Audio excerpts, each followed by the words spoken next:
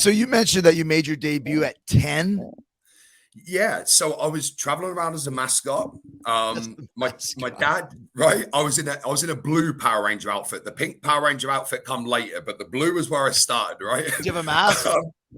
Yeah, blue mask, blue complete Power Ranger outfit under the name Max Mini or Mini Max. It was a reverse guy from WCW. I think Yeah, there was a Max Mini in WCW, so I went right. under Mini Max in England. um, but I turned up to a horse show in Clacton, and one of the guys got caught up in traffic and couldn't get there. So the promoter said to my dad, "Look, how about we put Zach in the clown outfit and get him to go out as Dink the Clown with Dunk the Clown, and we'll get him to go into the 8-man tag." And Dad's like, "What do you think, boy?" I was like, "Yeah, let's do it." So I got in. I remember exactly what I'd done. I remember the guy holding my head and I'm swinging punches trying to get to him. I get rid of the arm. I give him a low blow. I run off the ropes. I duck the line. Big flying head scissors. Jump to the middle rope. On the Hurricane Rana from the middle. I then go again. He catch me in a dive across. Big slam. Leg drop off the top rope onto me. I was the first one eliminated. 3 minutes. And I'd done that 42 times in that year. 42 matches when you're 10 years old. I mean, Yes. that's it's funny because I remember I wasn't allowed to go to wrestling school until I was 18. So I went to college for a couple of years. And here, that seems to be the English way. You start in your teens, or in this case, when you're 10. I mean, how is that even allowed? Like, how is that even legal? Just because I think Dad was the boss, and he used to always put a mask on me, whether I was the blue Power Ranger or I was a clown. He would tell people, he's politically correct now, I know, but back then he would say I was a Mexican midget. I spoke no English. He would kayfabe everyone in the building. I wasn't allowed to call him Dad. It was just sit in the corner, be quiet, and cut your teeth in the business, boy. So what do you remember seeing like that? Because obviously you're around some seasoned veterans, and I'm sure you guys are drinking or doing whatever. Because I remember when I was a kid, my dad played pro hockey in the NHL, and I remember getting put into a garbage can. I remember being given a cigarette probably at about 5 years old and a beer. Yep. Do you have memories like that? Yeah, well, a lot of memories like that. I don't drink anymore for that reason. I had my first beer at like 6 years old, and it was one of them green stubby bottled beers. But we would travel a lot of miles. I remember some of the boys, they would get like page 3 at the Sun newspaper, and they'd stick it to the roof of the van. And at like 7, 8 years old, when I'm laying trying to get some sleep, all I could see is naked women in the roof of the van, or they'd all be sitting there drinking or smoking or just doing what they had to do to get from town to town.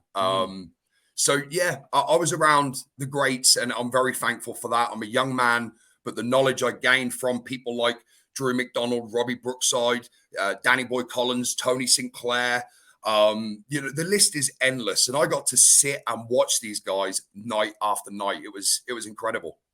I worked with Drew McDonald in '93 in Germany, along with what I told you about Boston Blackie, and he's no longer with us. He passed away years ago, but what a tremendous worker he was. Let's talk a little bit about Drew McDonald, some memories you might have of him. Yeah, so there's a lot of memories of Drew McDonald. I remember that I didn't see Drew for a couple of months, and in that space of time, he got a Melanotan.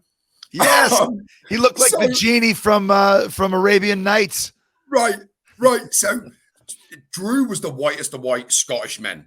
And then within a couple of months, he come to me and he is black. I mean, and I've gone, Drew, what's happening? And he's like, Melanotan, baby. It's the best thing you'll ever try in your life. He said, look at my teeth. And his teeth are just blinging. I'm like, oh my God. And for people listening, he literally was black. Like, you might think he was African American. Like, he was literally black. Yes. Like, honestly, it was night and day. I could not believe it. Drew was, he was the guy in the dressing room that just kept everyone together. When you're on the road week after week after week, you need that guy that is sort of the clown of the group. This was Drew McDonald. I remember Drew, getting all the lads to urinate into a pint glass and telling everyone to chuck £5 in the pot and he'd drink it. This become a nightly thing. And he'd be like, hey, if I can get an extra 50 quid in my pocket, I'll do it. Nothing was off limits for Drew. Yeah, he was just a strange man. Like I remember, and when I showed up in Germany, it was Hamburg. I was 22 years old, and we're living on the Reeperbahn, which obviously is the Reeperbahn, and like just anything goes. And I remember Yes. he took me to the private booth, porn video booths, and then the one where Yeah. the screen comes up and there's the chick dancing or people having sex or whatever it may be. It's like, isn't this great, lad? I'm like, Yeah. no, it's not great. It's weird. I hate it. It's like it's probably some things I can't even repeat here as well. But he also too had these kind of prison tattoos. And I remember like when you had to do a parade in Germany, you have to all parade to the ring and stand in a circle. And he would stand there, and he had like a female naked chick on one thigh and a naked chick on the other thigh, and he could move them. He could move his thighs. That's right. And he always just stare at me and move his thighs, like winking. That was his party trick. But also a great worker as well. Phenomenal. Worker.